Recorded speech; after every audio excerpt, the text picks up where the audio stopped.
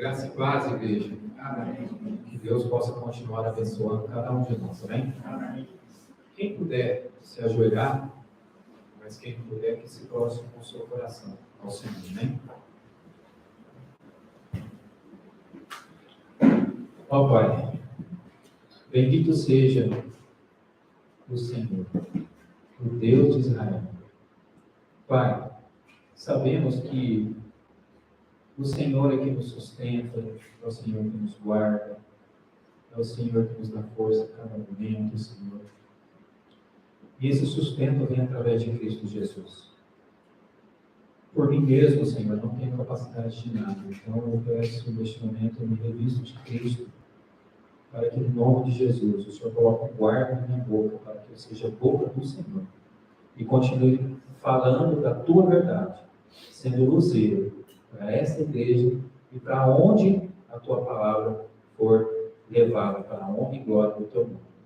Diminua eu, e que Cristo cresça em mim, cada vez mais para a honra e glória do teu nome. Que toda distração, que toda perturbação, que toda inquietação, Pai, eu peço que os teus anjos estejam aqui agora, Senhor.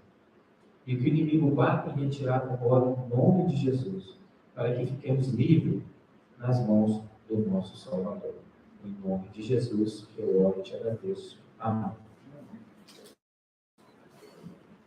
Irmãos, a ministração de hoje é meio que uma continuidade da última ministração que o Senhor trouxe para a igreja, né, através da minha vida, sobre a restauração do templo. Se desde aquele tempo que você vem buscando de Deus e entender e buscar do Senhor e sentir que em Cristo você está conseguindo restaurar, porque a gente que vive no meio de obra, depois da construção vem o quê? A limpeza. Nós temos que depois ir lá na obra, limpar, deixar tudo organizadinho, para que possamos entrar na casa, habitá-la. E hoje, nada mais é que a limpeza do templo. Vamos abrir as nossas Bíblias, 1 Coríntios, capítulo 3, página 1316. 1 Coríntios, capítulo 3, versículo 16. Página 1316.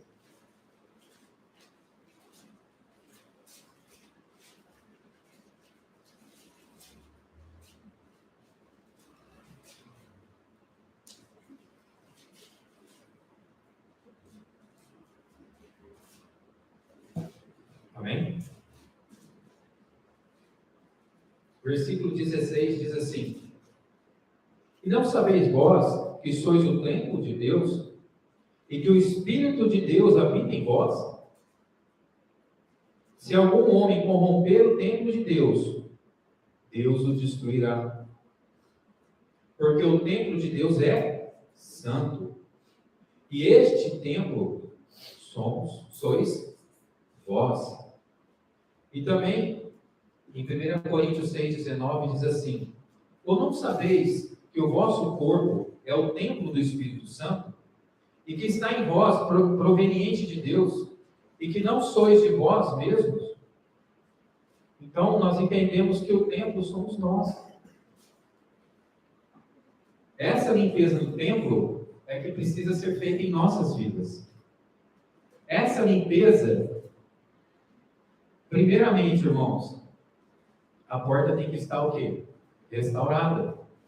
Para que Cristo bata, você abra, ele entra e possa fazer toda a limpeza necessária que precisa fazer com nossas vidas. Cada um de nós aqui temos que abrir a porta para Cristo. Mas se você ainda está parado, olhando para a sua autocomiseração, para as coisas da tua vida, e se lamentando, você nem começou a se reconstruir com Deus. Continua voltado para a Ur dos Caldeus. Agora vamos abrir as nossas Bíblias. João 2, versículo 13, página 1192. João capítulo 2, versículo 13.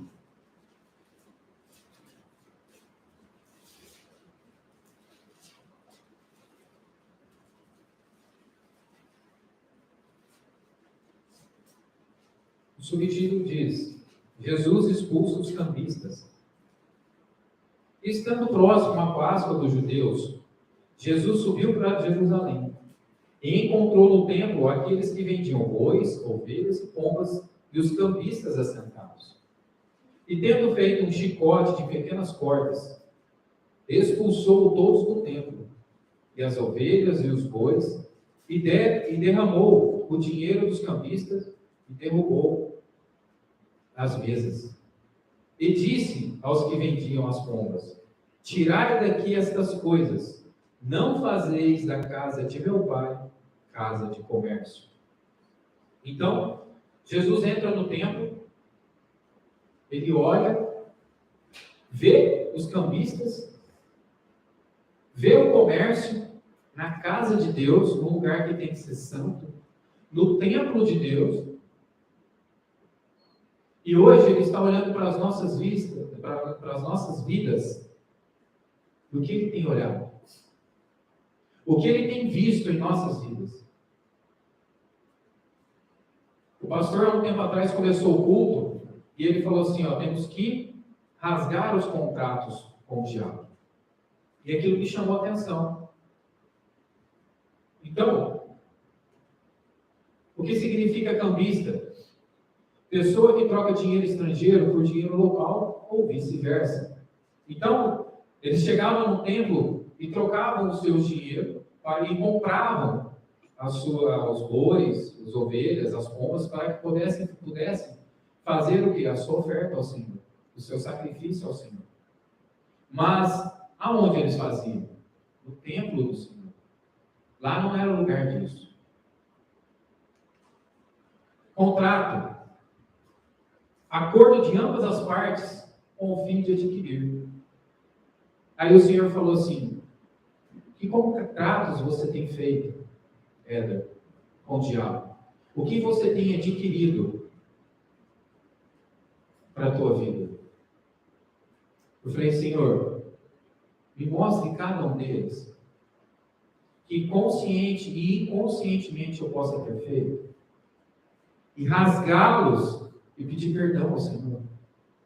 Tudo aquilo que eu tenho cambiado com o diabo, negociado com o diabo, o Senhor possa me mostrar, o Senhor possa me revelar, para que eu seja limpo, liberto, da maneira que o Senhor quer que eu seja.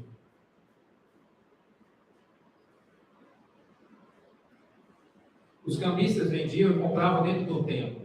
Nós somos o templo de Deus. Como diz, o que temos comprado e vendido com o diabo. Temos barganhado, vendido nossa salvação, nossa comunhão com Deus, nossa paz, principalmente no lar. E muitos ainda pelo pecado. O que tens barganhado? Temos que rasgar definitivamente esses contratos. Limparmos, tirar essas barganhas do diabo das nossas vidas. Eu achei uns ditos, um texto da Ellen White, que eu achei tremendo, irmãos. E o Senhor me incumbiu para trazer.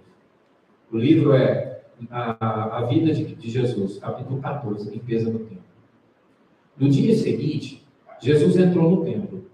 3 anos antes, ele havia encontrado homens vendendo e comprando no átrio externo, e os havia expulsado. Então, quando chega naquele ponto que Jesus ele começa a bater e derrubar tudo, 3 anos antes, o Senhor ele já tinha ido lá e advertido os cambistas.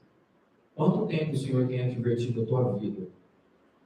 Quanto tempo o Senhor tem visto e você tem continuado assim como os cambistas faziam no átrio? Agora, ao retornar, encontrou o mesmo comércio ali. Então o Senhor está dizendo, hoje ele está vendo o mesmo comércio. O mesmo comércio que ele viu há um tempo atrás, ele está vendo ainda hoje. O átrio estava cheio de bois, ovelhas e aves, que eram vendidas aos que desejavam oferecer sacrifícios por seus pecados. Os que ocupavam desse comércio praticavam extorsões e roubo de todas as espécies. E tal era a balbúrdia, quer dizer, o barulho, e o alvoroço, quer dizer, a agitação, o tumulto do lado de fora, que os adoradores eram seriamente perturbados. Consegue vir aqui até agora? Você conseguiu adorar o Senhor? Você veio aqui hoje, e neste momento, depois do que a irmã disse, depois do que o pastor disse, depois que a palavra foi aberta, você continua adorando o Senhor? Ou você ainda está perturbado pelo comércio que ainda está dentro do teu coração? Se você está em paz, é porque você não tem cambiado. Mas se tem distrações, se tem pensamentos que não é neste momento a atenção à palavra do Senhor, então tem feito comércio. Tem muito barulho na sua cabeça. Precisa ser limpo pelo Senhor. Cristo parou na escadaria e varreu o átrio com seu olhar penetrante. É o que ele está fazendo aqui agora. Varrendo toda a igreja e olhando lá no mais íntimo do teu ser, do meu ser, do nosso ser. Todos os olhares voltaram-se para ele. O vozeiro das pessoas e o rugido dos animais cessaram. Todos olhavam o Filho de Deus atônitos e temerosos. Naquele instante, a divindade irrompeu através da humanidade de Deus e deu a Jesus, a humanidade e deu a Jesus um poder e glória que jamais se manifestaram nele antes. Então ele olhou, naquele momento, Jesus Cristo está olhando para nós. Naquele momento ele foi revestido de uma divindade que ele jamais tinha sido manifestado. A indignação dele foi tão grande por aquilo que ele viu no templo, na casa de Deus. E o Senhor fala que nós somos o quê? O templo do Deus vivo. O Senhor tem olhado com os olhares penetrantes e visto o quê? Você fica em silêncio quando o Senhor fala com você? Você se emudece quando o Senhor fala com você? De que maneira você tem recebido a voz do Senhor? Ouvido, discernido ou dispensado? O silêncio tornou-se quase insuportável. Imagina aquela barulheira que estava. E eles vendo Cristo, e Ele olhando para a vida de cada um. Todos se calaram, até os animais. Finalmente, Ele disse em voz clara e com tal poder que sacudiu as pessoas com uma violenta tempestade. Como uma violenta tempestade. Está escrito: a minha casa será casa de oração, mas vós as transformastes em covil de salteadores. E com autoridade maior ainda, da que manifestara 3 anos antes, ordenou: tirai estas coisas. Tira, irmão. O Senhor está falando: tira. Tira, igreja. Tira. O Senhor tem olhado dentro de vocês e tem visto dentro de nós e tem visto coisas muito, muito ruins. Mas alguns têm dado de ombro. Alguns têm se dado de não é comigo. Pelo contrário. Você está aqui hoje? Você está ouvindo essa palavra? Então é para você. É para mim e é para você. Em outra ocasião, os sacerdotes e os líderes do templo haviam fugido diante de sua voz, cheia de autoridade. Depois, sentiram-se envergonhados de seu temor e decidiram que jamais recuariam daquele jeito. Quer dizer, eles ficaram, todas as vezes que eles enfrentavam, tentavam afrontar a Cristo, Cristo com a autoridade, colocava eles para correr. A autoridade de Cristo era tanta que eles não aguentavam ficar perto. Mas neste momento eles falaram: não, então nós vamos enfrentar, nós vamos permanecer, nós não vamos correr. E é isso que fazemos O Senhor fala, olha, filho, esse é o seu pecado. Não, Senhor, como a irmã disse, argumenta com o Senhor. Diz para o Senhor, fala, Senhor, não, mas sabe o que é, Senhor? Não, mas, não. Não tem isso mais, igreja. Não tem como isso fazer mais parte da nossa vida. Não tem como mais barganharmos o pecado com o diabo. Trocando a nossa salvação, a nossa comunhão, o discernimento de Deus, com Cristo. Porque Ele é o intermédio de Deus para conosco em Cristo. Trocando pelo doce, pela comida, pela uma televisão. O que temos? Ainda insistido com o Senhor. Porém, naquele momento, sentiram-se mais aterrorizados ainda, e com toda a pressa saíram do templo, levando consigo as suas mercadorias. É essa autoridade que você tem que ter na tua vida em Cristo, para que você fale, o diabo pega tudo que é dele e saia da tua vida, saia daquela área, saia da tua família, saia do teu trabalho, saia da tua saúde. Que autoridade você tem? Ou você fala e o diabo dá risada na tua cara? Sabe que a sua oração não passou no teto? Como, igreja? Como sairemos lá fora? Quando o pastor disse, eu falei, Deus me perdoe. Quando ele falou a mesma coisa que a irmã Simone falou, que nós, irmãos, ele falou assim para mim, falou, vocês eram para ser os outdoors. Eram vocês que eram para brilhar lá. Mas visto que não estamos em condições, mas a obra do Senhor ela tem que ser cumprida, ela tem que ser levada. Nós somos os luzeiros, obrigado. Nós somos essas pessoas. Mas ainda estamos tão sujos conosco. Porque alguns ainda nem restaurou a porta para que Cristo entre.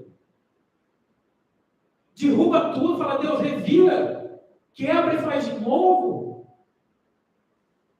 Mas ainda tem gente que argumenta com autocomiseração. Não enfrenta o pecado, não enfrenta o diabo com autoridade. Sabe por quê? Porque não dá ouvido para Deus e tem medo do diabo. Chega, igreja. Revestido de autoridade, botar o diabo para correr. Ah, mas a minha família, ai, a minha vida, ai, meus filhos, ai, meu esposo, como a irmã mesmo disse, o meu esposo, a minha esposa. Chega! Assuma seu papel. Toma posse da força que Cristo dá todos os dias. Você levanta, você acorda. A misericórdia do Senhor se renova a cada manhã. E que misericórdia você está tomando? Que força que você está tomando para a tua vida? Acorda com a mesma ladainha na cabeça? Com as mesmas confusões, não tendo condições nem de orar, nem de clamar ao Senhor, por tanta barganha que tem na cabeça? Não é mais assim que Deus quer nos ver, irmãos. É luzeiros, é brilhando a sua mente, a sua comunhão, o seu logo, ele tem que estar livre, tem que estar limpo, mas está sujo. Está sujo. Deus não quer mais isso, irmãos. Deus não quer.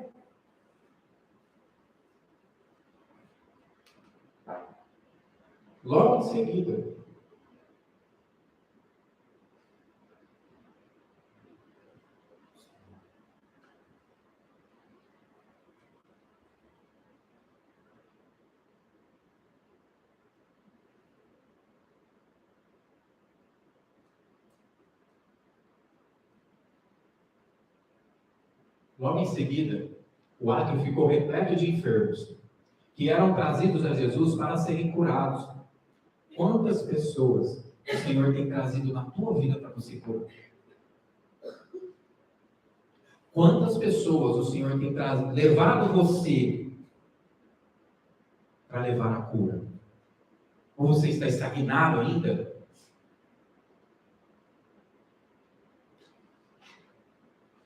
trocando de roda, olhando para si mesmo. Logo em seguida, o ato ficou repleto de enfermos. Alguns já estavam morrendo, irmãos. Morrendo. A pergunta é: você é aquele que está morrendo? Ou o Senhor está trazendo para você aqueles que estão morrendo? A ponto de morrer? Como? Pergunte para Deus.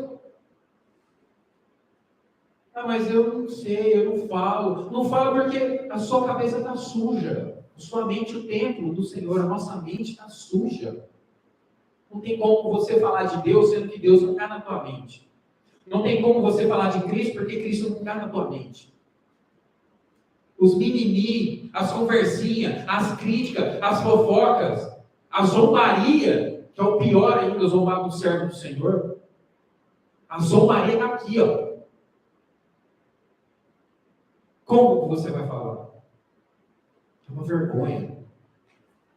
Nós tínhamos que ser os luzeiros. Nós que tínhamos que estar lá fora. É nós que éramos para pregar. Não estamos aptos para isso. O templo está sujo. Essas pessoas aflitas sentiam sua enorme necessidade. As pessoas que vão chegar, aquelas que estão verdadeiramente buscando, se limpando, restaurando, fortalecendo, sendo luzeiros, as pessoas vão chegar em você aflita e necessitada. Olhavam suplicantes para Jesus, temendo encontrar o mesmo olhar severo que havia expulsado do templo os mercadores. Agora aqui eu entro com testemunho, irmãos. Quando eu me converti, todo mundo sabe que eu saí da macumba. Eu saí não, o Senhor me tirou, eu não tinha capacidade para isso, nem para isso eu tinha. O Senhor me tirou da macumba, me tirou do elo satânico que me prendia, que tentou ceifar a minha vida. Eu passava várias vezes na frente, aonde que tinha o negócio lá, que eu não lembro o nome, perdão. O terreiro. E no começo eu virava o olho, eu virava o rosto, perdão. Com medo. Sabe? Medo. Medo de ficar atraído. Medo de tipo assim, mas... questionar. Uma recaída. Obrigado. Eu não olhava. Depois que eu fui caminhando, eu fui igual o João e Tiago. Senhor, cai fogo do céu. Mata todo mundo. Mas porque tinha muita impureza dentro do templo. Tinha muita sujeira. Hoje, irmãos, eu passo, olho e falo assim, Deus, assim como o Senhor me tirou, tira eles. Porque a palavra fala que em vários lugares tem o quê? Sinceros. Lá tem pessoas sinceras, sim. Assim como o Senhor me resgatou, resgata eles. Um olhar de compaixão. Não de crítica. Essa semana, eu e minha esposa acabamos passando na frente. Irmãos, ela teve a mesma reação que eu. Deus, toma conta daquele povo. Tire eles de lá. Abre os olhos para que possam ver. Irmãos, assim, eu desde o acidente, eu tenho me decidido a buscar o Senhor.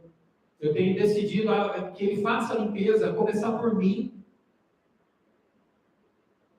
Irmãos,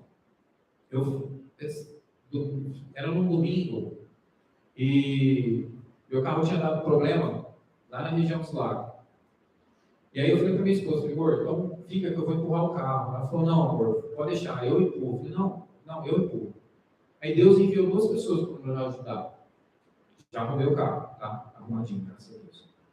Mas, naquele momento, a gente foi agradecendo. Falei, Deus, obrigado por aquelas 2 pessoas que o Senhor dispôs para nos ajudar.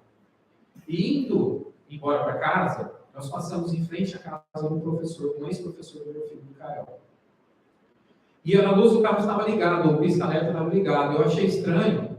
Falei, vou parar o carro. Eu não podia desligar o carro, irmãos, porque senão o carro estava com medo do carro não pegar. Falei, amor, você fica aqui no carro que eu vou lá ajudar ele. E nisso, irmão, o filho dele tem autismo e tinha acabado de sair da Santa Casa. Irmãos, é desumano muitas coisas que acontecem naquele lugar. Eu falo porque eu vivi aquilo lá. O menino estava com as costas todas cheias de feridas por não terem limpado o menino. Era tão assim, irmãos, não sei dizer para vocês, mas era horrível. E aí ele não conseguia sozinho, porque ele era forte, pesado. Ele não conseguia sozinho tirá-lo. E aí veio um outro parente deles para ajudar. Eu falei, Deus, como é que a gente tira? Porque ele calou no carro, a perna dele travou no carro. Então ele nem ia nem voltava. E ele não tinha força, porque estava dopado de remédio, ele não tinha força nem para ir nem para voltar. Eu falei, Deus, me ajuda a ajudá-lo. Aí Deus falou, pega com o seu braço debaixo da perna, levanta a perna dele e vira. Aí eu fiz, levantei, beleza. Conseguimos levantá-lo e colocá-lo ele na cama. No outro dia, eu orando, o Senhor falou, leva um livro do Grande Conflito para ele. Eu falei, tudo bem, Senhor, eu vou ter que levar o carro mesmo para arrumar lá perto, eu já faço o serviço. Chegando lá, ele não estava. Quem estava era a esposa dele. Aí eu bati no portão, se assustou, falou, olha, eu vim aqui ontem, te ajudei, olha, eu quero te agradecer muito. Eu falei, não, agradece a Deus, porque a honra e glória dele, e eu só estava no momento certo. Aí a gente conversando, ela falou que eu fui mostrar o livro para ela, falei, olha, Deus me pediu para entregar esse livro para vocês. E aí, conversando com ela, ele chegou e falou, vamos mudar de assunto, porque ele não suporta o evangelho. Aí eu falei, olha, eu não sou evangélico, eu sou cristão. Mas ele não suporta. Tudo bem, a gente tem que saber respeitar. Tá. E eu estava com minha roupa de trabalho, as ferramentas no bolso, como eu sempre ando. Aí tudo bom? Ele ficou meio assim, meio arisco, né? Porque ele não reconhecia. Ela falou, ele veio nos ajudar ontem. É o pai do Micael, né? Eu falei, eu sou sim, professor. Que bom, olha, obrigado. Eu falei, não, agradece a Deus, já tá bom. E aí, nós começamos a falar. Aí o Senhor me incumbiu de levar a palavra. Comecei a falar para ele meio que ficou meio resistente, não forcei nada, eu fiquei livre na mão do Senhor. Entendi do Senhor que naquele momento era para falar somente aquilo, sobre o sábado e sobre o livro. Falei para ele e eu tive a grata surpresa que a esposa dele já foi adventista, então ela já conhece o sábado. E aí eu falei, então, você foi, o que te impede de voltar? E aí põe os empecilhos e tudo mais, falei, mas nada disso te impede de voltar para Cristo. Quando foi antes de ontem, ele me ligou. Falou, eu preciso que você venha aqui em casa. Eu falei, professor, tudo bem, eu vou. Eu fui lá na casa dele para ver algumas coisas. Irmãos, um homem que não aceitava ninguém falar de Cristo, nós ficamos quase por uma hora eu falando de Cristo para ele. Um homem que para a esposa, ela olhava para mim assim, ela ficava atônica, porque ele não suportava. Mas quando você fica disposto na mão de Cristo, você é um luzeiro. Você é um outdoor. E nisso, ele falou assim, eu falando com ele na primeira vez, eu falei assim, vocês estão convidados para ir para a nossa igreja. Ele falou assim, eu vou. Ela olhou para ele assim, tipo assim, não. Porque quem convence não somos nós, irmão. É o Espírito de Cristo. É Ele que convence. A palavra foi semeada, ao ponto dele me chamar de novo e nós ficarmos uma hora praticamente conversando sobre Cristo e pregando. E permitindo ser usado na vida do próximo. Vem pessoas enfermas, atrai pessoas enfermas a ponto de morrer, e o Senhor te usa para poder salvar. Mas para isso, o tempo tem que estar limpo. Mas o que encontraram em sua face foi somente ternura e compaixão. Aquele olhar que eu olhei para aqueles irmãos, para aquelas pessoas, foi de ternura e compaixão. E nisso, irmãos, estava muito...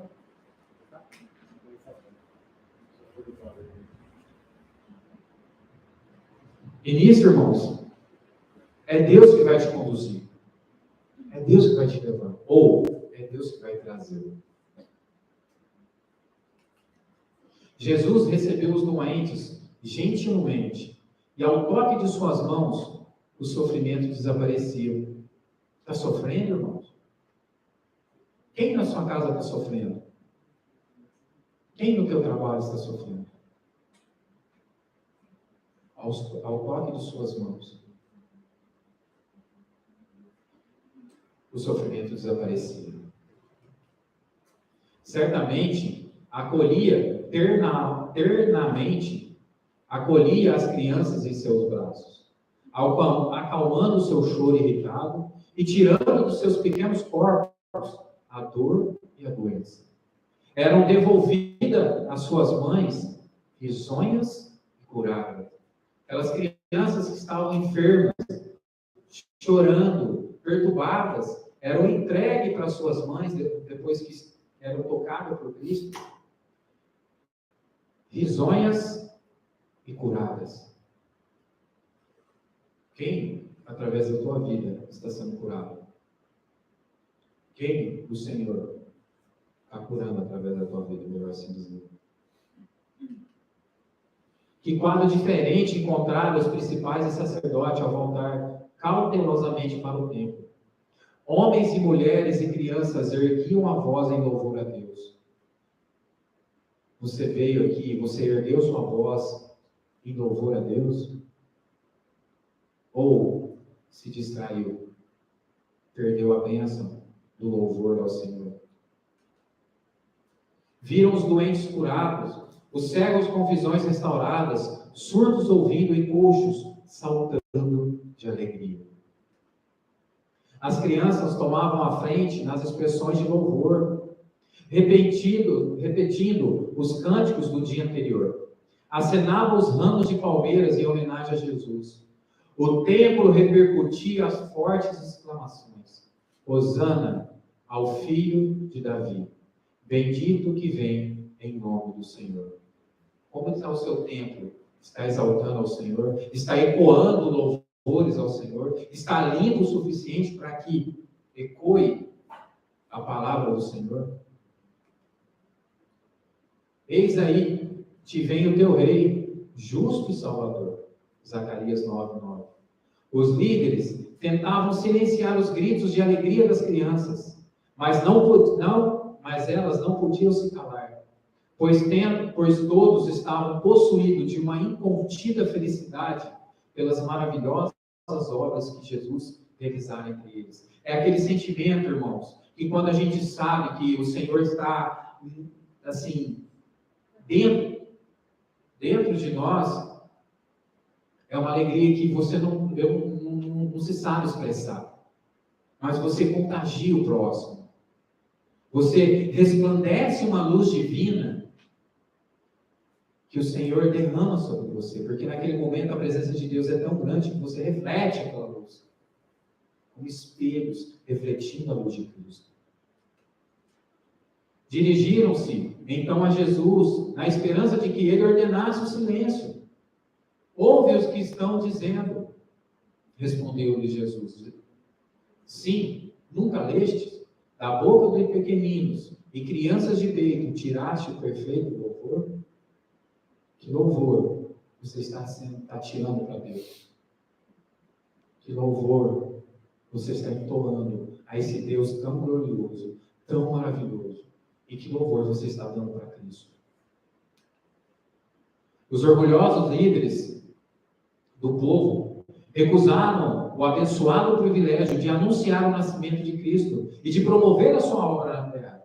Eles recusaram. E toda vez que o Senhor vê sujeira na sua vida, no seu templo, você está recusando levar a palavra do Senhor. Você está recusando a brilhar a luz de Cristo. Você está recusando a libertação que Cristo já te deu. Não é vai dar, Ele já deu. Mas o seu louvor devia ser proclamado. E Deus escolheu as crianças para fazê-lo. Se a voz dos pequeninos tivesse sido silenciada, as próprias colunas do templo clamariam. Irmãos, temos profanado o tempo com essas autocomiserações. Tem pessoas que estão a um fio, como a irmã disse. Está escrito o que o Senhor disse para mim. Está escrito Está um fio de perder a salvação. Pois espera um milagre para crer e fazer. E Cristo já deu a força para vencer. Mas estão com a mente tão impura e suja. Aí o Senhor falou tão tremendo comigo assim, que ele usou a mesma palavra que a pastora disse aqui, quando ela trouxe os dízimos. Tendo olhos não veem, tendo ouvidos não ouvem, e questionam, porque sua vida não anda. Vamos abrir em Ezequiel, capítulo 5, versículo 11, página 885.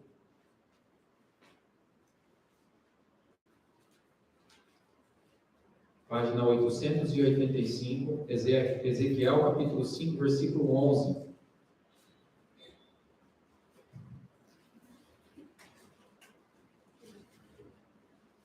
Página 885. Olha o que o Senhor diz para nós. Amém? Portanto, como eu vivo, diz o Senhor Deus, certamente, porque tens contaminado o meu santuário com todas as tuas coisas detestáveis e com todas as tuas abominações, por isso eu também te diminuirei. Está se sentindo diminuído, irmão? Está se sentindo excluído? Está se sentindo de que maneira? Fortalecido? Portanto, eu também te diminuirei. Nem o meu olho poupará, nem terei pena alguma. Não espera a pena do Senhor, não. Não espera um sentimento de dó, que Deus não tem esse sentimento. Como tens? Como estão as tuas abominações? Dentro do templo, dentro da tua mente. E sabe por que o Senhor diz isso? Foi a mesma palavra e a mesma indignação que a pastora disse. Incrédulos. A incredulidade da igreja por achar que, o Senhor não vai fazer. O Senhor vai tardar. A voz que o Senhor me disse essa palavra foi de indignação. Tipo assim, incrédulos. Não acreditam no que Deus pode fazer. Não confiam no que Deus pode fazer. Sabe por quê? 1 Samuel 3:11, página 332.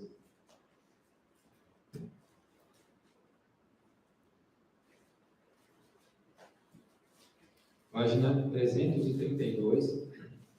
1 Samuel 3, a partir do versículo 11.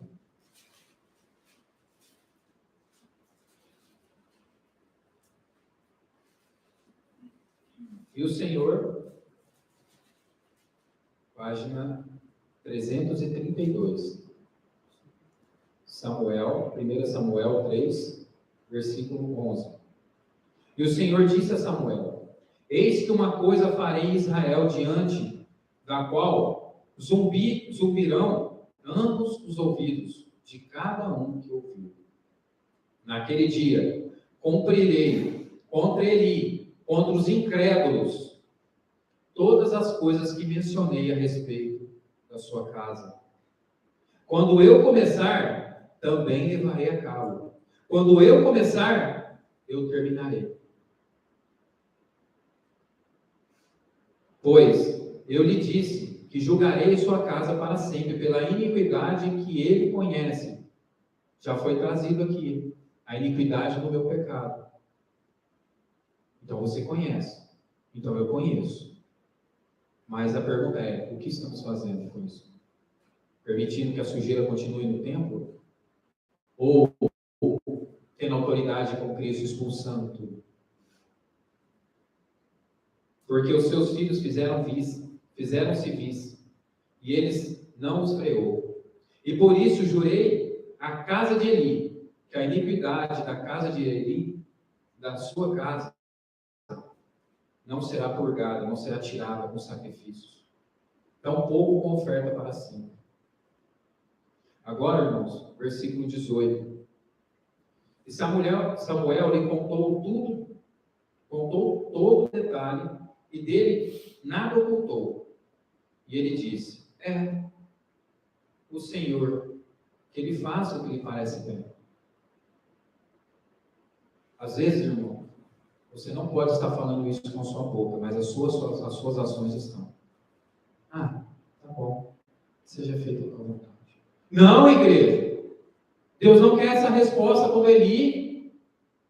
Deus quer cara no pó. Deus quer posicionamento.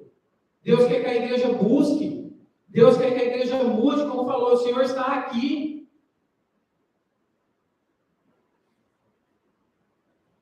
Vai continuar incrédulo?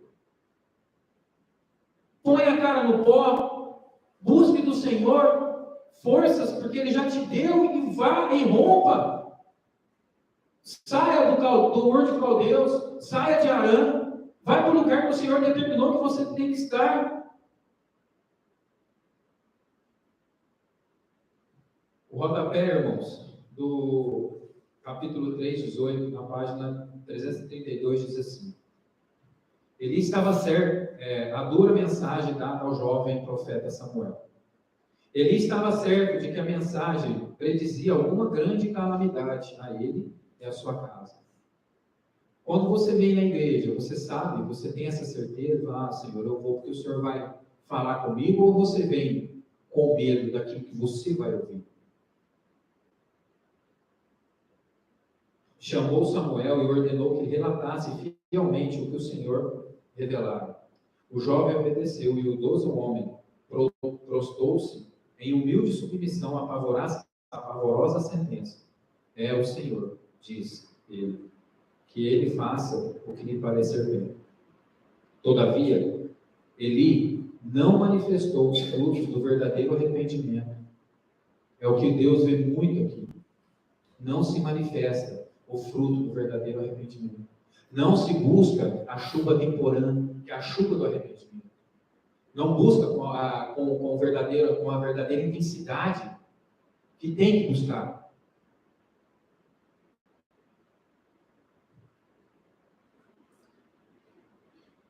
Confessou sua falta, mas não deixou de renunciar ao pecado. Tem confessado, irmão? Mas tem deixado de manifestar? Ou continua? Confessou sua falta, mas não deixou de renunciar ao pecado, de abrir mão, de deixar Cristo te dar autoridade para você expulsar esse pecado da tua vida. Ano após ano, o Senhor retardava o seu pecado. Retardava os seus ameaçados juízos. O Senhor tem retardado, mas a sentença já foi dada. Vidas já estão na mão do diabo.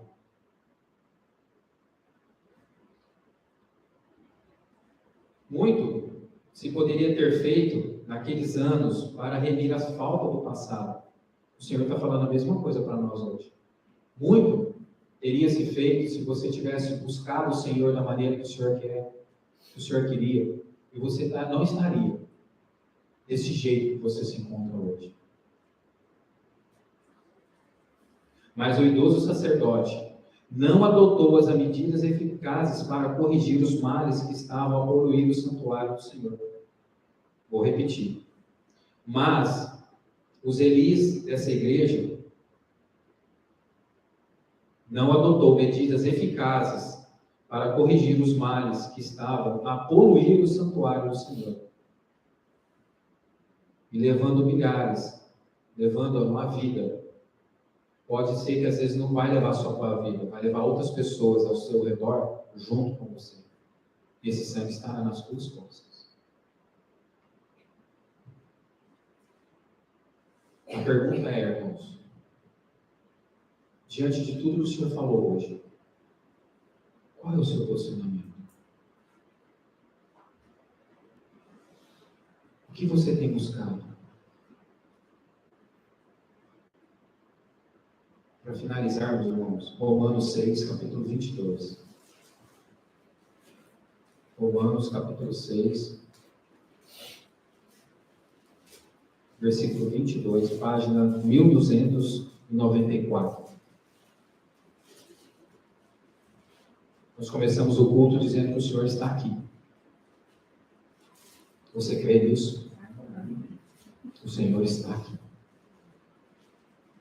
Página 1294, Romanos 6, capítulo 6, versículo 22, diz assim: Mas agora, igreja, amor de Cristo, tendo sido libertados do pecado e tendo-vos tornado servos de Deus, tende o vosso fruto para a santificação e por fim a vida eterna. Agora, a palavra está dizendo, não foi ontem, não é amanhã. E é da mesma maneira que você tem que responder para Deus: Senhor, é agora. É agora. Libertos.